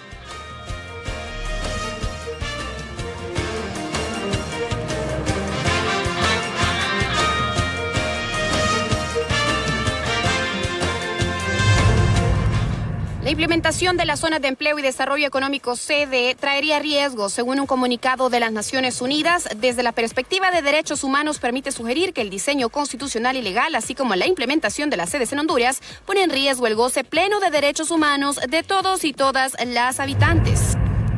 Y sociedad civil critica acciones del gobierno. Honduras es un país donde primero se vacunan a militares que a los docentes, denunció el dirigente del primer colegio profesional hondureño de maestros, Prigma, Onan Calix. Y el Ministerio Público informó que la Fiscalía Especial para la Transparencia y Combate a la Corrupción Pública, FEDCOT, y la Agencia Técnica de Investigación Criminal, ATIC, inspeccionó ventiladores adquiridos para la atención de la pandemia en el Hospital Santa Teresa de Comayagua. La Mosquitia volvió a estar en el ojo público tras la conocida construcción por la prensa y por el medio internacional como narcocarretera, que comunica a las comunidades de Huampusirpi y Craupusirpi. ¿Qué pasa? No hay respuestas sobre el asunto.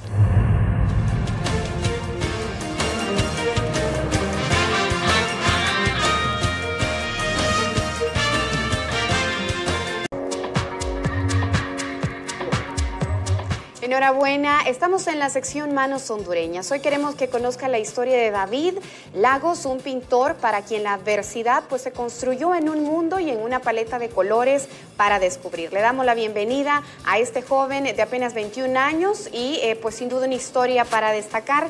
David, cuando me envió la conversación y luego me envía todo lo que tuvo que pasar para convertirse en un maestro de la pintura, porque así lo consideramos, nos llegó un triste diagnóstico. Usted me comenta que le dijeron, tengo 16 úlceras, se me van a convertir sí o sí en cáncer, sí. Tengo que parar cualquier actividad de mi vida cotidiana que yo esté realizando, y usted después se encontró en un momento de incertidumbre que no sabía qué hacer. Buenos días, gracias por estar aquí, por favor nos comenta. Muchas gracias, Heather, muchas gracias por haberme invitado a este programa maravilloso Hola Honduras. Y hoy estoy muy contento de estar con ustedes para compartir un poco de mi historia y del talento que Dios me ha regalado, como usted lo mencionaba, en medio de la adversidad. Pues sí, le comento que en el año 2019 me enfrenté a un momento de salud muy difícil. Creo que como joven me deprimí, me decepcioné, porque empezaba mi vida estudiantil y todo eso.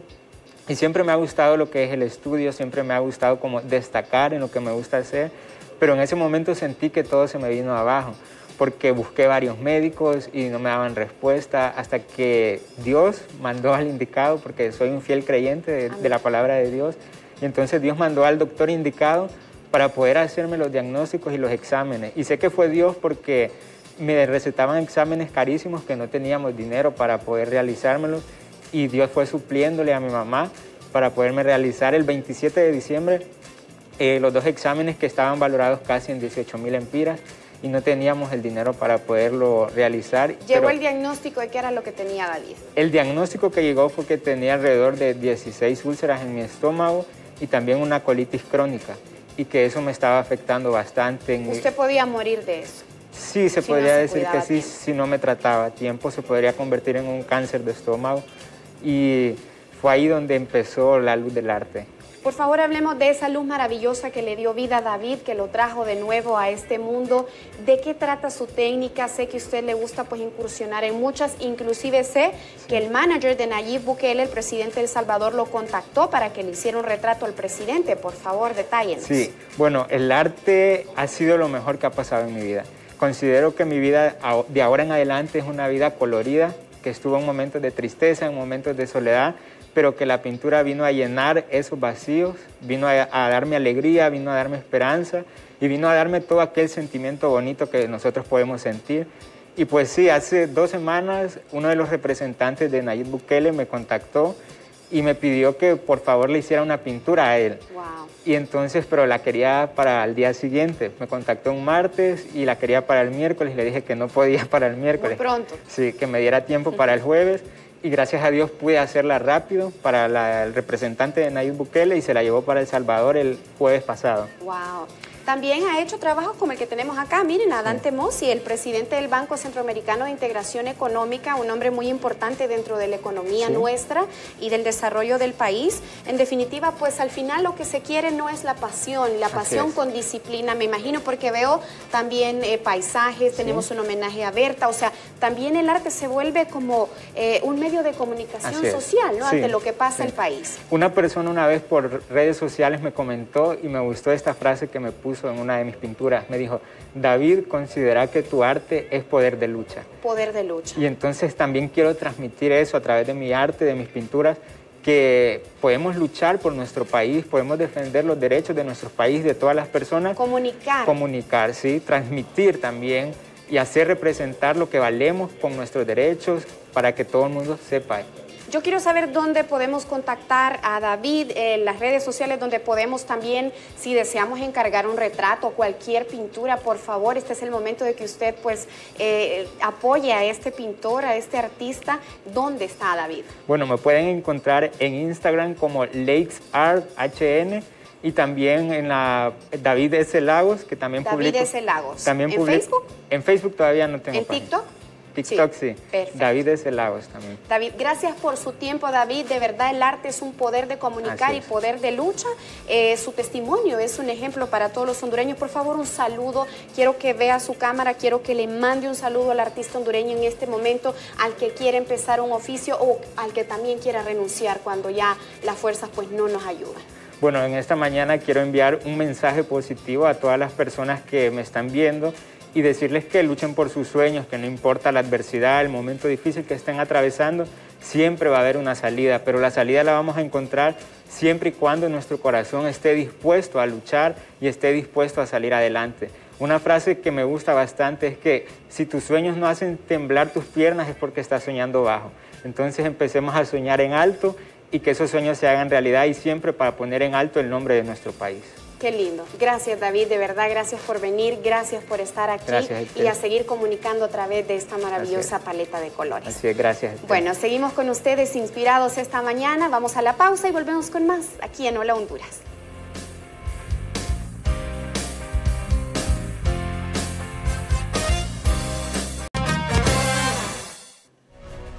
Continuamos con más en Hola Honduras y hoy en Expediente queremos, por supuesto, honrar y conmemorar la memoria de todas aquellas mujeres que su muerte continúa en impunidad, que no ha sido todavía ni siquiera investigado su caso, por todas aquellas mujeres hondureñas, y no solamente aquí en nuestro país, sino que a nivel mundial, que han perdido la vida a manos de desalmados, que sin corazón y sin mediar palabras, pues han decidido quitarle la vida a estas maravillosas mujeres que día con día nos aportan a la economía y a muchos otros aspectos también. Vamos a iniciar Expediente con esta nota para que usted, por supuesto, tenga un contexto de qué vamos a hablar el día de hoy. Ya está con nosotros vía Zoom la licenciada Ellen Ocampo, quien es la coordinadora del Centro de Estudios de la Mujer, precisamente para hablar, Centro de Derechos de la Mujer, para hablar precisamente sobre esta situación y esta problemática. Vemos.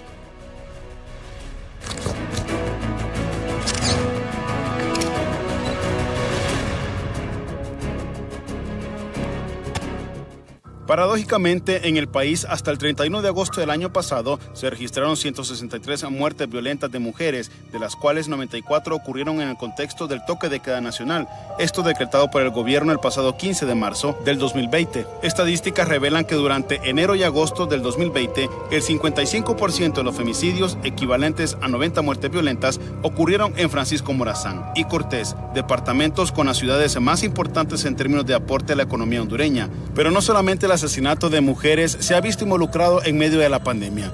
Las denuncias por maltrato y abuso psicológico dentro del núcleo familiar también se incrementaron en el Ministerio Público y en la Fiscalía de la Mujer. En pocas palabras, la violación de derechos hacia la mujer se ha visto ultrajada en el último año debido a diferentes factores. Hoy conversaremos en Expediente con autoridades del Centro de Estudio de la Mujer para conocer cuál tiene que ser el actuar de las autoridades gubernamentales y sobre todo de la sociedad para evitar este tipo de flagelos.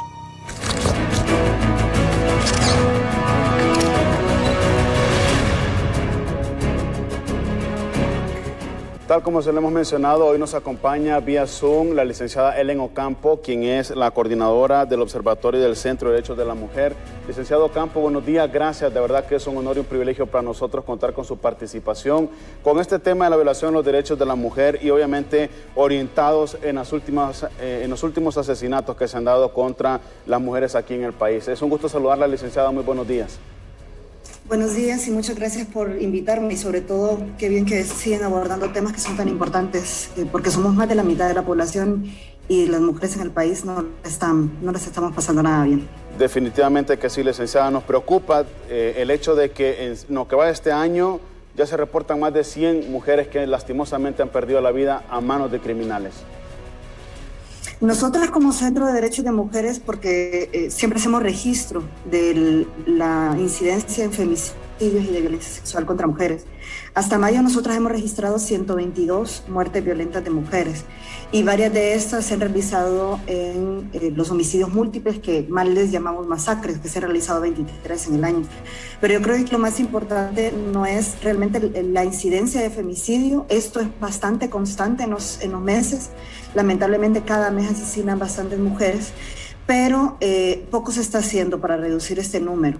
Y yo creo que lo más importante es hablar que no es cualquier número, o sea, no es atrás de cada mujer, atrás de esas 122 números, 122 personas, hay historias de vida, hay historias de familias que afectan a la población hondureña. Totalmente de acuerdo, licenciada. Y detrás de la muerte de una mujer queda un contexto de soledad si tienen hijos, de un contexto de injusticia por parte de las autoridades, porque la mayoría de estos casos, licenciada, ni siquiera llegan al oído de las autoridades correspondientes.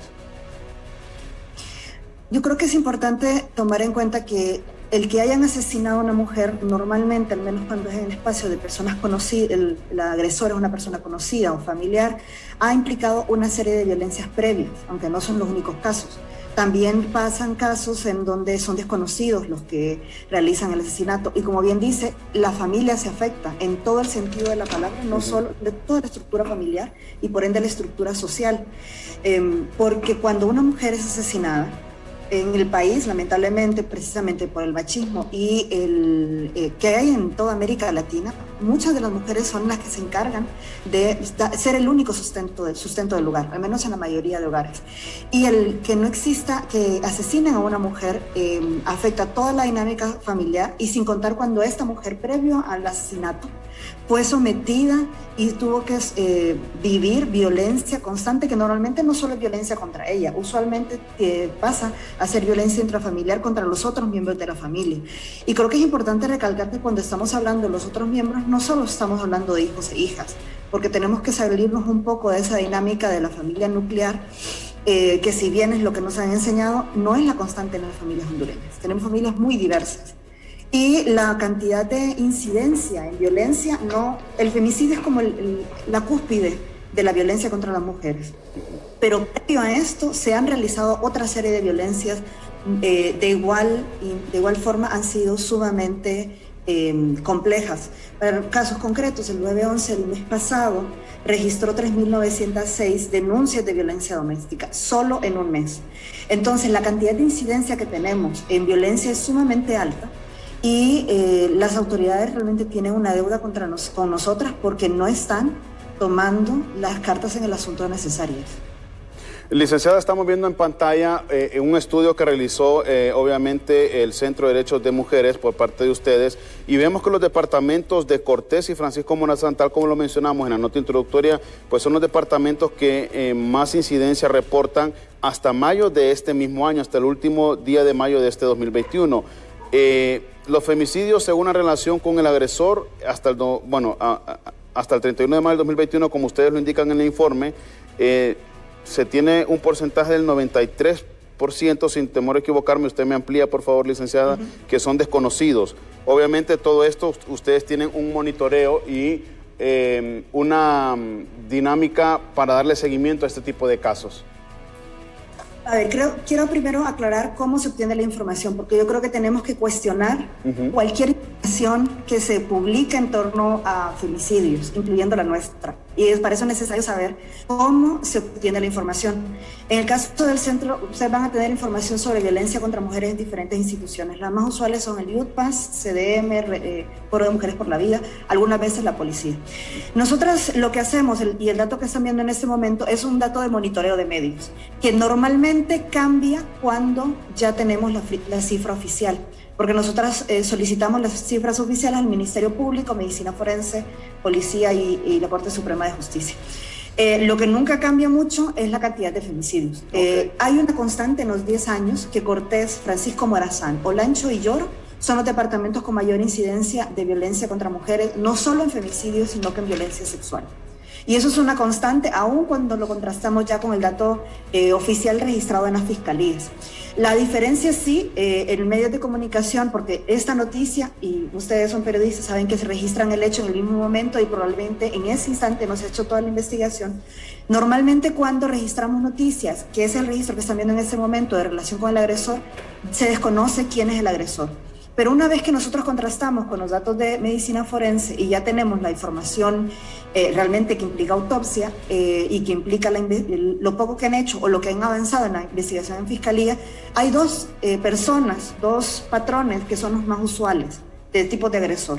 La pareja o expareja y la persona desconocida. Es alarmante pensar que la persona desconocida sigue siendo constante cuando todavía se inicia investigación, porque obviamente el proceso de investigación lleva tiempo, pero es ahí en donde hay un serio problema para encontrar justicia, esta justicia de castigo contra los femicidios. Porque si no es en la fiscalía, si no es en el proceso de investigación, precisamente por eso es que tenemos pocas resoluciones al final del año, en donde se encuentran a los responsables de los femicidios. Y me refiero a responsables como hombres, porque el 98% de las agresiones y los femicidios contra mujeres son cometidos por hombres. Entonces, y eso es algo que nos lo dan las estadísticas, y creo que es necesario evidenciar, porque eso denota cómo el machismo, cómo la cultura de poder y de ejercicio de poder de los hombres sobre las mujeres, sean familiares o no familiares, se traslada y se traduce en una agresión que llega a este tipo de agresión como es el femicidio. Licenciado Campo, yo le agradezco muchísimo por su tiempo. La comprometo de manera oficial y al aire para que en futuros programas usted pueda acompañarnos para que sigamos hablando sobre esta temática. Nos interesa mucho poder crear esa conciencia en las autoridades, ¿no?, de poder judicializar estos casos de mujeres que han perdido la vida, de mujeres que son maltratadas. Sus últimas palabras, licenciado Campo, y una vez más le agradecemos por su tiempo. Muchas gracias, yo con gusto participo en el programa en otras ocasiones. Y a mí sí me gustaría cerrar diciendo que el presupuesto para seguridad no puede traducirse en órganos represores del Estado. Debe traducirse en acciones concretas, en los procesos de investigación, que es donde realmente se necesita avanzar para que las mujeres y niñas en el país podamos vivir libremente. Muchísimas gracias a la licenciada Helen Ocampo, quien es la coordinadora del Centro de Derechos de Mujeres en nuestro país, hablando precisamente sobre esta temática, la violación de los derechos humanos de la mujer, los asesinatos vilmente contra las mujeres en nuestro país, y lo que las autoridades deben hacer, obviamente, como ya lo mencionó el licenciado Campo, es crear un sistema judicial para poder dar una respuesta a las familias que han perdido a un ser querido a causa de un desalmado que quizás no tiene conciencia de lo que es ser un ser humano. Nosotros hacemos una breve pausa comercial, no nos cambie porque precisamente ya está lista Alejandra en el otro estudio, mejor dicho, para seguirnos informando a esta hora de la mañana aquí en Hola Honduras. Alejandra, con usted. Gracias, Efer Guevara. Interesante plática la de esta mañana, definitivamente. Si usted sufre de agresión, denuncie, por favor. Ahí está la plataforma 911 para que usted pueda denunciar. Vamos a cambiar de información y esto en torno al tema de la vacunación, la cuarta campaña de vacunación que se ha realizado en todo el país. Y bueno, nuestros abuelitos, hablamos de aquellos adultos mayores arriba de 65 años, han mencionado que se han llenado de fe y esperanza al momento de vacunarse. Escuchemos a continuación. Con el avance de la cuarta campaña de vacunación contra el COVID-19, son numerosos los testimonios de adultos mayores de 65 a 69 años que aseguran perdieron el miedo y decidieron dar ese paso de fe y esperanza para no sufrir por complicaciones de esta enfermedad. No pueden venir porque así no se enferma nadie. Al principio tenía miedo, pero ya no. Y que vengan porque es necesario, que vengan. No, qué bueno lo que han hecho. En particular, el señor Santiago Murillo, de 69 años, mientras sostenía el carnet de vacunación, dijo sentir como si retrocediera en el tiempo, cuando era un niño y sus padres lo llevaban a vacunarse. Y darle primeramente gracias a Dios por llegar a la edad que tengo, 79 años. Nunca me imaginé que iba a tener un cartón que me acredite que ya estoy vacunado. La próxima vacuna pues va a ser entre 27 días, el 27 de junio. La cuarta fase de inmunización continuará toda esta semana con la vacunación del total de adultos mayores de 65 años, así como la aplicación de la primera dosis a los estudiantes de medicina, enfermería y otras carreras universitarias del área de salud de centros educativos públicos y privados. Las autoridades del gobierno insisten en que solo vacunándose la mayoría de la población y guardando las medidas de bioseguridad se logrará la inmunidad colectiva para erradicar el letal virus. Bueno, el departamento de Cortés ha logrado desarrollar la red de frío más grande del país, el cual tiene la capacidad para poder almacenar lo que son estos dos tipos de vacuna, tanto la Pfizer como también la vacuna de AstraZeneca. El próximo 17 de junio arrancará la quinta campaña de vacunación que estará dirigida a los adultos mayores con menor rango de edad a los actuales, personas con discapacidad y pobladores.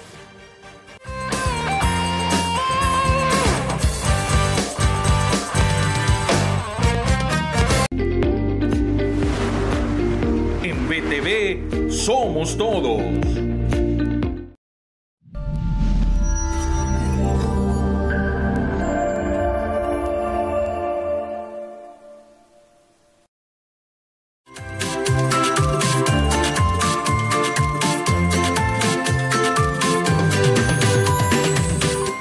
El sobrepeso y la obesidad son la enfermedad nutricional más común en perros y gatos. La gran diferencia entre el sobrepeso en mascotas y humanos es que los animales no tienen la facultad de controlar su peso, dependen única y exclusivamente de lo que les sirve su dueño. A partir del año de edad es fundamental proporcionarles la dieta recomendada para su edad, especie y raza. De lo contrario, les llevaremos al sobrepeso y de ahí a la obesidad. Para hablar de este tema se encuentra con nosotros el veterinario Alan Herra.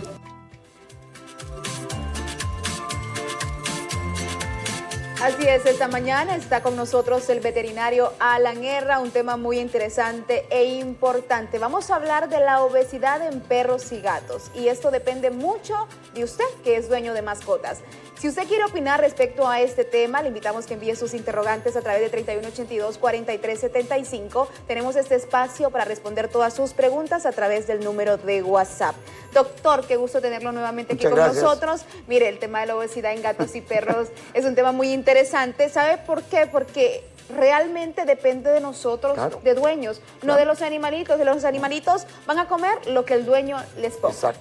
Figúrese que es un tema sumamente importante en lo que es la alimentación y la nutrición de las mascotas.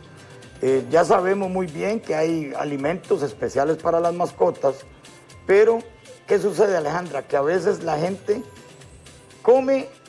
está comiendo algo y le está dando a la mascota cosas de la casa. Fuera del concentrado que le damos, todavía como se dice vulgarmente, le estamos dando chucherías y a veces le damos demasiada grasa. También no tenemos aquella cultura, por decirlo así, de sacar a caminar a nuestras mascotas, porque ellos también ocupan cierto tipo de ejercicios. Y recordemos que la obesidad conlleva a un montón de problemas físicos en nuestras mascotas. Por ejemplo, los como les llamamos los perros salchicha, aquellos que tienen la columna un poco más larga, o los Basset Hound, son perros que cuando están muy obesos empiezan a tener mucho problema a nivel de columna vertebral. Es decir, entonces, que los más propensos en padecer obesidad son los perros de raza pequeña y son también aquellos que producen más enfermedades con el tema de la obesidad. Correcto. Digamos, aquella otra raza, los Pug, el mismo Schnauzer, que usted tiene un Schnauzer, ellos a veces se hacen muy obesos. Ahora, ¿qué sucede? Todo esto es más que todo debido a la mala educación del propietario de la mascota, que le da mucha cosa, le está dando muchos premios, por decirlo así, que los venden ya en los supermercados, le dan mucha chuchería de la casa. Y recordemos que a veces llega el animal a no querer ya consumir un alimento que ya ha sido probado. Y sus croquetas, por ejemplo. Exactamente, los concentrados, que ya ellos traen todos los nutrientes, todo lo que un perrito ocupa. Entonces, igual que en los gatos, ¿verdad? Entonces, ¿qué sucede? Que empezamos a ver aquellos grandes animales sumamente obesos que no pueden ni desplazarse, no pueden ni saltar, no pueden jugar. Ahora, Alejandra, otro punto que también hay que concientizar a los propietarios de mascotas es que cuando se hace la cirugía para castrarlos, ya sea a las hembras o a los machos, también ¿suben de peso? Suben de peso. ¿Por qué razón sube de peso después de una operación de estas, doctor? Bueno, primero que nada porque ya no van a haber hormonas en el caso de las hembras femeninas. Ajá. Y en el caso de los machos, la hormona masculina. Entonces, ellos ya no tienen aquel líbido sexual, por decir así, se vuelven más pasivos, un poco más perezosos, como decimos nosotros, y entonces también esto tiende a que el animal se haga un poco más obeso. Y recordemos que la obesidad tiene también que ser controlada por un médico veterinario, porque hay ciertos estándares, por decir así, de medir la obesidad. Y también depende de la raza. Por ejemplo, la raza que estábamos viendo hace unos instantes en pantalla, esa, la Shar-Pei. Yo tuve una Shar-Pei y a mí se me murió por el tema de obesidad, porque ellos comen mucho y también uno no logra notar la obesidad por el pellejo que ellos tienen, que es arrugadito. Estos perros, por lo general, son bastante complejos. Hablemos de los chihuahuas, como vemos precisamente en el video. Estos son unos de los perros más comunes que se hacen obesos. ¿Y qué sucede, Alejandra? Que la gente cree que la obesidad o ver el perro gordo es sano. Y eso es un gravísimo error. Es grave, estamos muy confundidos, porque ellos deben de tener un estándar, un peso. Todas las razas tienen un estándar, tienen un peso, tienen sus medidas adecuadas. A veces nos llegan a la clínica animales tan obesos que como te dijera, que les da muchas consecuencias, les da muchas enfermedades. Recordemos que les afecta el corazón, les afecta los riñones. Ellos no se pueden desplazar como debieran de desplazarse los animales. Y a veces el propietario de la mascota cree que esto es sano. Y no, eso no es sano. Hablemos sobre los riesgos en el tema del corazón con ellos. Cuando un animalito, estamos hablando específicamente de los más domésticos. ¿Cuáles son los más domésticos? Hablamos del perro y del gato. Cuando el gato precisamente o la gatita empieza a sufrir de obesidad, ¿qué problemas específicamente a ellos podría producir? Bueno, empezamos a ver que ya el animal no se desplaza, la respiración a veces se vuelve más lento, cualquier movimiento que para un animalito se podría decir es normal, para ellos ya les va a complicar, ya no pueden saltar, digamos, a los sillones, a los muebles, cuando quieren jugar con el propietario, ya no pueden ni brincar, por decirlo así, y esto conlleva a tener mucho problema renal y no digamos problemas cardíacos. Entonces, a veces hay un paro cardíaco y la gente dice, ¿de qué se me murió el animalito? Y no se dan cuenta de la obesidad que han estado. Y otra cosa, Alejandra, que la gente a veces les da mucha grasa a las mascotas. Eso precisamente hace no poco me pasó, y es el hecho de que no debemos de darle a los animales comida casera. A mí, un día completo, mi perrito pasó vomitando porque vino mi mamá y le dio un jamón de pollo. Pasó un día vomitando y ahí es donde uno ve que realmente ellos están aptos simplemente para sus croquetas. Si ya el perro desde muy pequeño se acostumbró a la comida casera, él va a poder soportar la comida casera. Pero si un animalito desde muy pequeño se le enseñó que su alimentación son las croquetas y usted de inmediato le cambia la alimentación, eso puede ser perjudicial para su salud. Parece mentira, pero a veces un simple pedacito de chorizo que está comiendo la gente se le da a la mascota y los condimentos de que como se preparó ese choricito es lo que gran afecta a las mascotas. Y recordemos que como el que usted tiene, que son perritos de 4 o 5 meses, ellos es mejor darles alimento de perro. O en el caso de los gatos, alimento de gato, las croquetas. Pero ¿qué pasa? Que la gente a veces les da mucha cosa casera y ahí es donde vienen los grandes problemas.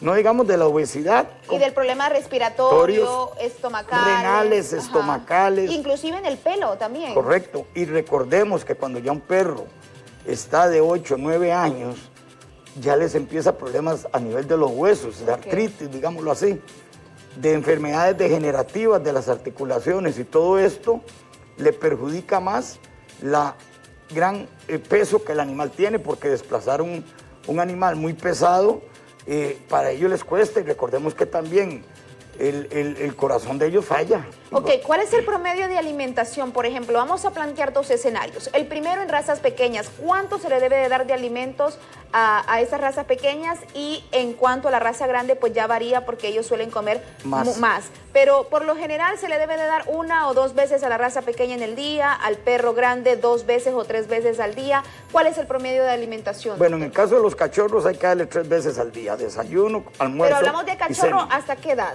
Al año. Hasta el año. Al año. Ok. Cuando son razas pequeñas, Alejandro, hay que tratar de darles, ya hay medidores.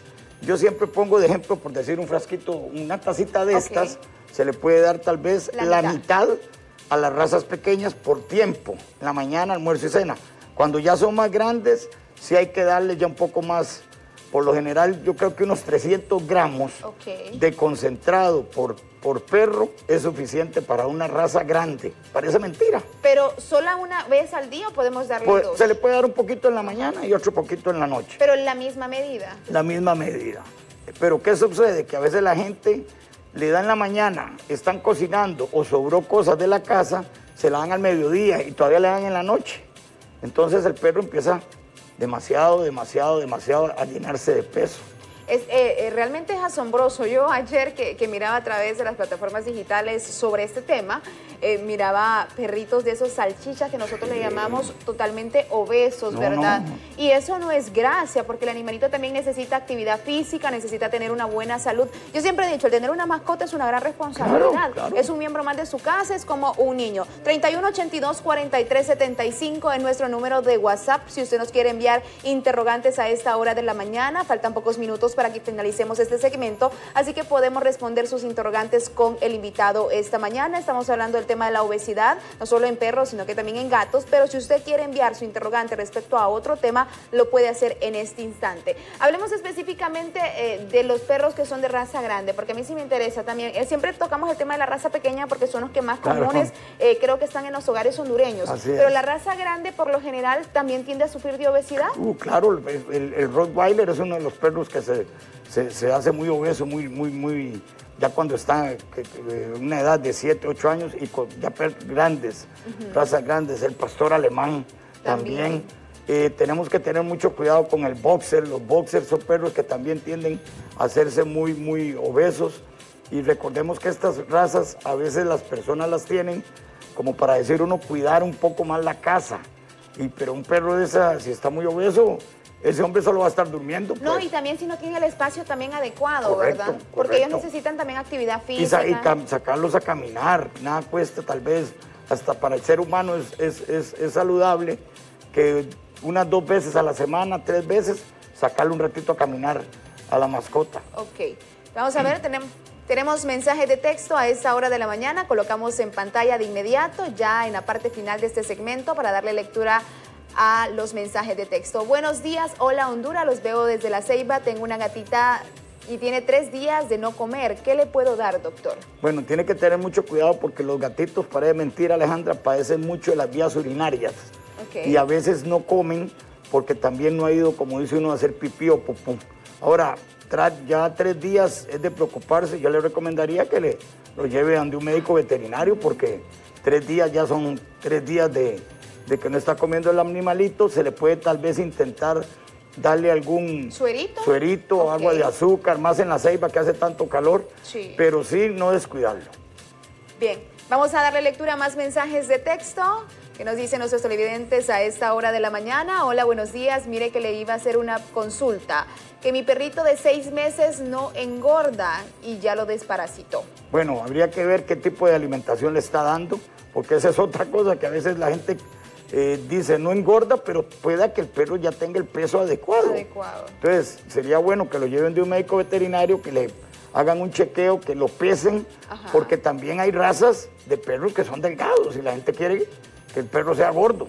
Y no, el perro ya tiene su estándar. Sí, es que tiene que llevarlo primero a un médico veterinario y le diga, bueno, este es el peso ideal de él, no tiene ningún problema. Pero tal vez la alimentación que le está dando no es la que corresponde. O también, eso es un factor importante. Doctor, su valoración final respecto a este tema, definitivamente todo depende de nosotros como dueños, ¿verdad? Sí. La alimentación es allí y darle únicamente su alimentación respectiva y no darle alimento casero. Y tratar de darle, como usted lo acaba de decir, solo los alimentos del perro, eso es suficiente. El perrito con agua, cariño y comida vive feliz. Eso sí, y con sus vacunas a tiempo. Vacunas al día. Desparasitación, ¿hasta qué año? Los cachorritos hasta el año necesitan vitamina, desparasitación y sus vacunitas durante un periodo de 1 año. Sí. Después de eso, ¿cuánto tiempo nos queda para vacunar? No, cada año, Alejandra, se deben de vacunar las mascotas, ya sean los gatos o los perritos. Y desparasitarse cada 3 meses. Cada 3 meses. Es bueno, porque la prevención yo creo que es lo mejor que podemos hacer para evitar que nuestras mascotas se nos enfermen. Y cualquier cosa, evaluación previa, exactamente, ¿verdad? Con el médico veterinario. Correcto. ¿Dónde lo podemos encontrar, doctor? ¿Qué horarios está atendiendo? Bueno, estamos en Barrio La Guadalupe, Veterinaria La Mascota. Estamos en horario, los lunes estamos de 8 a 4, martes de 2 a 6, miércoles de 8 a 4, viernes de 8 a 4 y sábado de 8 a 2 de la tarde. 24/7 podríamos decir, a través de las plataformas digitales. También puede encontrarlo en Facebook, ahí aparece Veterinaria La Mascota para que usted haga su cita y está el número también correspondiente de teléfono. Así que nos despedimos, agradecemos el favor de su atención. Nos vemos mañana jueves en otra emisión de Hola Honduras. Gracias, doctor, por acompañarnos. Siempre es un gusto y un placer aquí en Solo para Mascotas y Hola Honduras. Nos despedimos, queda Café Caliente con ustedes.